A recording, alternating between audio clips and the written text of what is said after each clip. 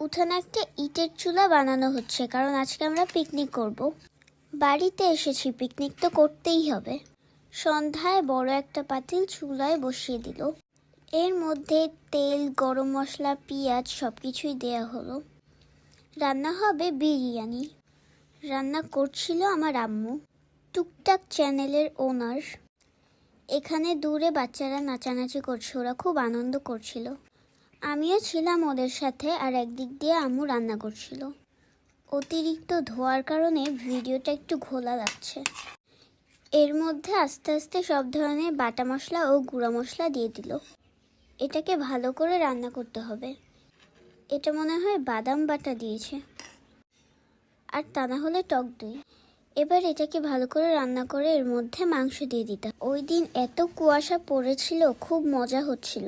পিকনিকটা করছিলাম দাদু বাড়িতে। এর মধ্যে এখন পোলাওয়ের চাল দিয়ে দেওয়া হয়েছে। এভাবেই রান্নাটা শেষ হল। বাড়ির সবাই একসাথে বসে খাবার খেলাম। খাবারটা খুব মজা হয়েছিল এবং আমরা প্রচুর এনজয় করেছি। শীতের সময় পিকনিক করতে খুব ভালো লাগে, আর গরমে তো প্রচুর গরম লাগে, খুব একটা এনজয় করা যায় না। ওই যে দূরে আমার দাদু সবাইকে খাবার দিচ্ছে।